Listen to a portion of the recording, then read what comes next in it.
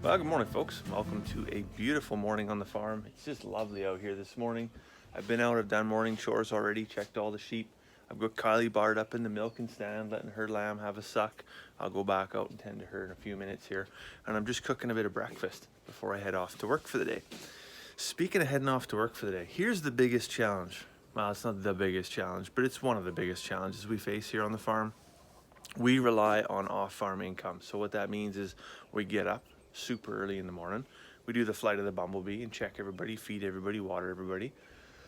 And then we head off to work for the day for 10, 12 hours and then come home and do the flight of the bumblebee all over again, make sure everybody's okay. And then somewhere down in here, we're just like, and we're like, oh man, what should we have for supper? What did we take out? Nothing. So today I'm solving that problem. I'm solving that problem for today only. It's probably going to still be a problem next week.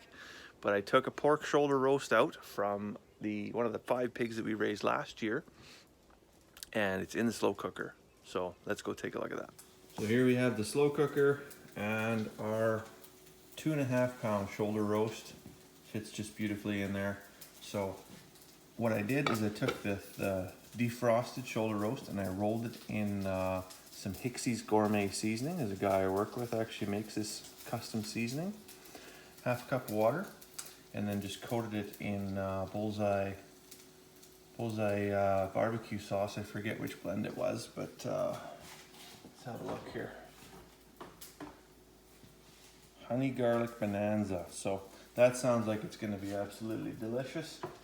So we've got this thing in the slow cooker now on low for almost 6 hours. It was set for 6 hours. And then we're gonna fix it up with a bunch of coleslaw and some buns and make some beautiful pulled pork sandwiches. So today we're gonna be planting some rhubarb. We do have some rhubarb here in the yard site, but it doesn't grow very well because, well, we harvested it from an old abandoned homestead, which, you know, it was a very mature plant. We thought, oh, this is well established, it's gonna transplant really well. But transplanted it in mid to late summer, which is never a good time. You want to try and do it early spring like we're at right now, or even in the fall before the ground freezes.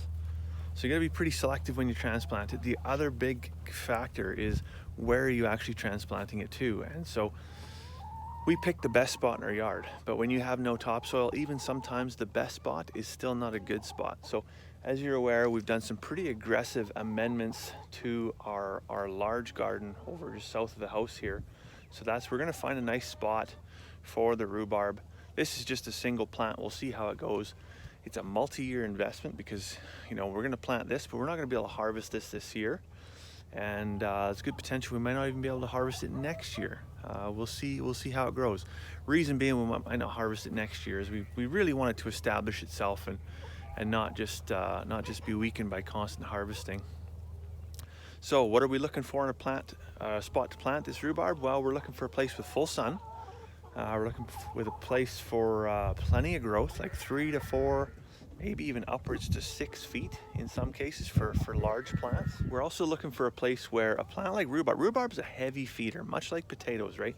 So it's got to have lots of nutrients in the soil. So well drained, lots of well rotted manure, lots of compost. That's a really good spot for the rhubarb. And in the fall, even once it dies back, to cover it with some semi-rotted mulch actually works really good, because then you're feeding it over the course of the winter. That way it wakes up early in the spring, and you can probably get your first harvest off of it by mid-June. So what I've done here is I've just taken the pot, dug out a hole, and I've taken the pot and I've set it in there and kind of figured out the depth I want.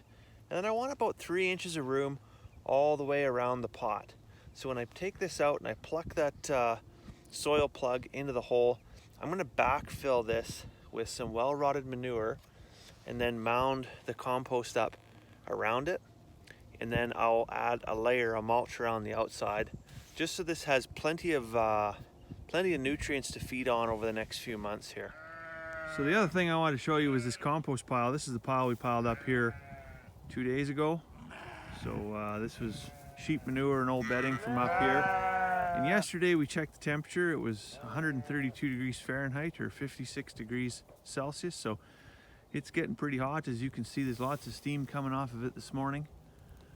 And here in about 2 more days, I think we're going to come in with the tractor and turn this pile, and you'll be able to see how quickly we can turn this into garden ready compost. Technically it should sit 6 to 9 months. We're hoping to see if we can get this this stuff completely turned into soil within 45 days. All right, so I just got home, and man, oh man, this pork smells just delicious. It's been cooking all day here. Look, just so tender. I'm just gonna get in there with a second fork and just pull this apart completely and just start shredding. It's gonna make some fantastic pulled pork. So I'm just here with Kylie's little baby boy, and unfortunately, I've had very limited to zero success getting those two bonded together. I thought we were on the up and up, but we're going backwards here now. And so he's wandering around trying to steal milk from every other mother, not having much luck. And so we're relying on the bottle. So sad to say, but the little fella here is gonna go to a new home tomorrow where they have time for bottle babies, because we just don't have time for feeding bottle babies. So we're gonna say goodbye to him tomorrow sometime. Hey, you say goodbye to everybody. But at least they'll be able to be taken care of well, and get lots of delicious treats and lots of playtime, and won't have to deal with his mama kicking him.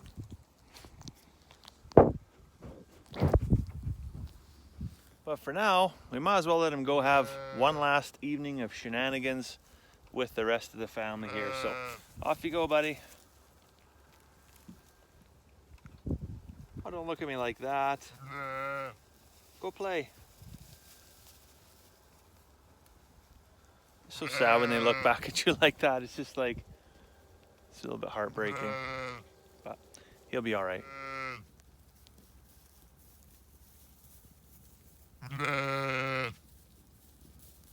So in other news, equally not as good news, Ranger, our little puppy, killed his first chicken today. So he is in my naughty books, boy oh boy. And I'm not sure where to go with this one. The previous dog we had, Scout, he got his mouth on a few of them, and eventually we got that worked out of him. But I'm hoping this doesn't become a trend, and I'm hoping I scared the living daylights out of Ranger enough that it's not something that he tries again. But something we're definitely going to have to keep an eye on. I think anytime we got to leave the house for anything more than 10-15 minutes, he's going to get penned up or tied up. So I'm just down here in the lower pasture. Just brought a round bale over the bulls. I don't know why, but they just got to go on a destruction mission here just to tear that bale apart. I'm trying to bring it to them because there's not a lot of grass down here. Well, there's tons of grass, but it's all last year's grass. And the green stuff hasn't really poked through yet. So still keeping them on the hay. But of course they spread it all over half an acre, and then they don't want to eat it. That's what happened to the last bale up here up front. Still lots of hay from the last bale, but they're not getting eating it. They're just fooling and farting around in it.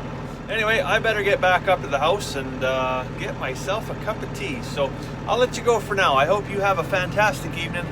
We'll see you tomorrow.